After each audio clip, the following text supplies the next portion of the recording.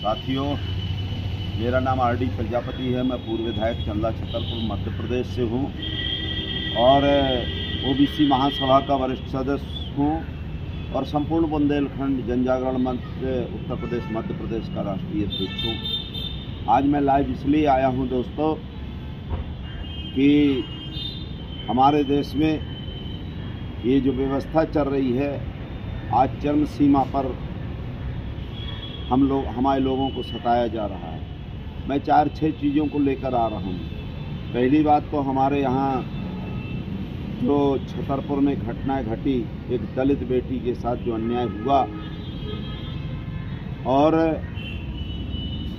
Pistol को कट्टा बताया गया, फायरिंग जिसने की 307 नहीं लगाया गया, उनके घर में मारपीट गई, 452 नहीं लगाया गया और आनन फानन में वहाँ के पुलिस अधिकारियों ने गिरफ्तार कर और क्योंकि लेट किसने किया? लेट तो पुलिस अधिकारियों ने किया और उसका बहाना देकर के तत्काल उनको जमानत की गई।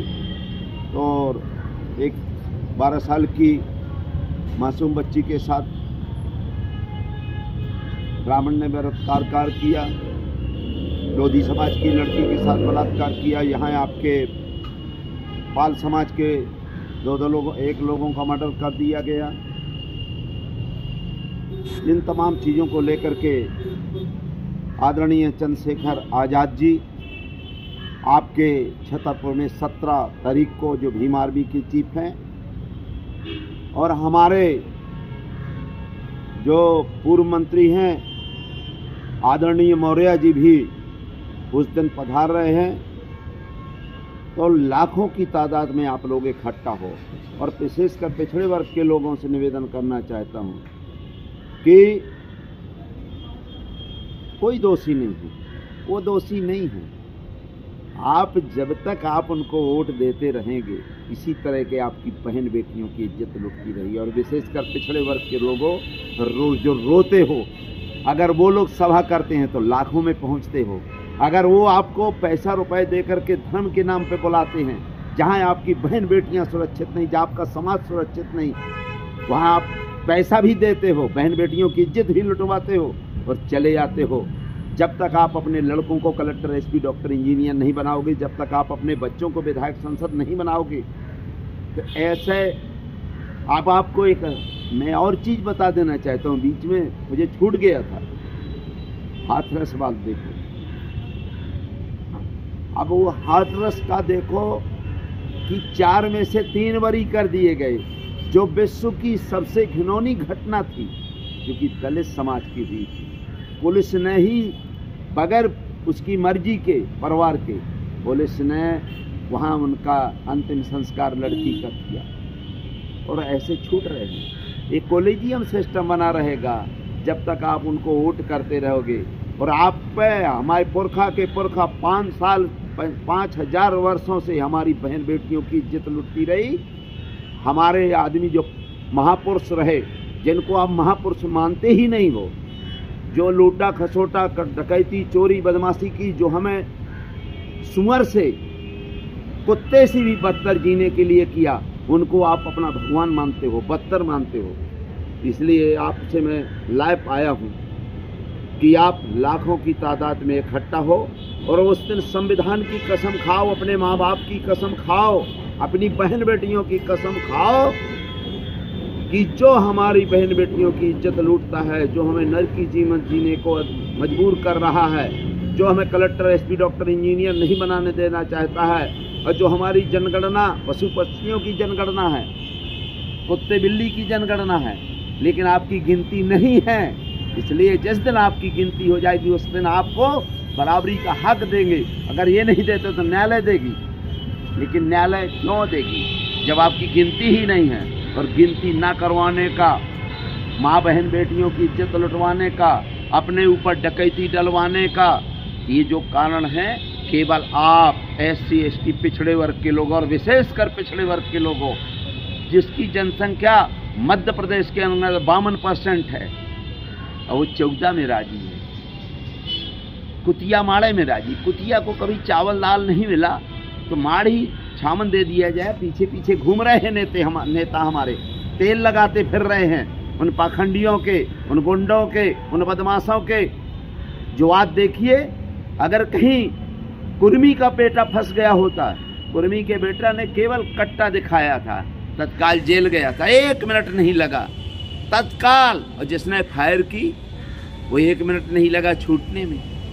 ये है, ये आपकी देन नहीं, ये उनकी देन नहीं है, आपकी देन है। जो 3% लोग आज आपके संसद विधायक और मुख्यमंत्री प्रधानमंत्री और 90-80% जो जज में बैठे हुए हैं, 80% मिनिस्टर बने हुए हैं, 80% हर विभाग में नौकरी में बैठे हुए हैं और 80% चुनाव जीत के जाते हैं और 97% मूर्ख हमारे लोग जूठन खा रहे हो, जूठन। जब तक जूठन खाते रहोगे, ये कुछ दल्लई नेता है हमारे समाज के दलाल, ये खजवाहरा, ये जो उनके पीछे पीछे भागते रहते हैं। अभी कोरोना आया था और आपने देखा होगा कि जो पीपल का पौधा है वो ऑक्सीजन 24 घंटा देता है और हमारे यहाँ के पीपल के पौधे हैं, पौधे रूपी नेता जो ऑक्सीजन देते हैं, उनके पिछवाड़े से ऑक्सीजन निकलती है।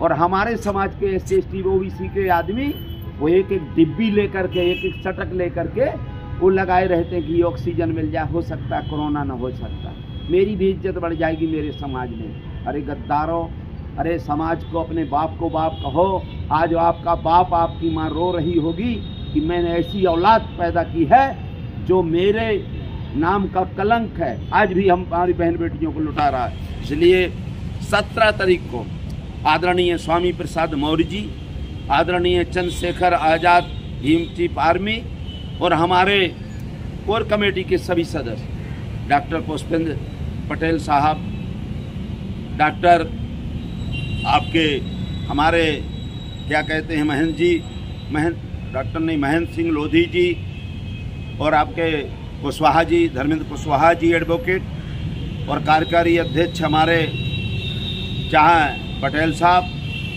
और चौरसिया जी और आपके डॉक्टर ब्रजेंद्र कुशवाहा जी, ब्रजेंद्र यादव जी और हमारे सभी लोग आ रहे हैं, सेन साहब, ये पूरे लोग आ रहे हैं। इसलिए मैं आप लोगों से निवेदन करने के लिए आया हूँ कि लाखों की तादाद में इकट्ठा हो और उस दिन इनका जो गुंडागर्दी है, क्योंकि मैं तो बच गया हूँ, मेरे ऊपर तो जो हमला हुआ था, क्यों हमला हुआ था कि मैं अपने लोगों को जगाने का काम करता था और हमारे हजार जो पूरे भारत में, विश्व में हमारे समाज के महापुरुष बने हैं, उनका मैं जीप में लेकर प्रचार करता था। तो वहाँ के लाउड स्पीकर उठा लिए, हूटर बना करके। अरे अगर हूटर था तो सचिन शर्मा जी, क्या आपने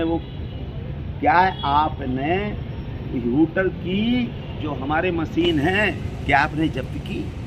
वहाँ तो एम्पलीफायर था ना, इसलिए आपने जानबूझ करके मेरे को अपमानित किया और आपने मेरी जो छवि धूमिल की है, जिसमें मेरी 50 करोड़ में भी छवि नहीं बनने वाली है, उसका भी मैं कोर्ट में जाऊंगा।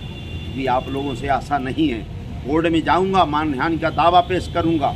और मैं जिंदा हूं, 2 बार अटैक हो चुका है, तीसरे बार मुझे बचना ही नहीं है, क्योंकि सचिन शर्मा जी पूरी तरह से लग गए हैं आपके मुझे मरवाने के लिए। PD शर्मा जी पूरी तरह से लग गए हुए हैं। इसलिए मैं जब तक जिंदा हूँ तो ये पिछड़े वर्ग के लिए, SC/ST के लिए मैं अपने जीवित रहते हुए बहन बेटियों की इज्जत नहीं लूटने दूंगा।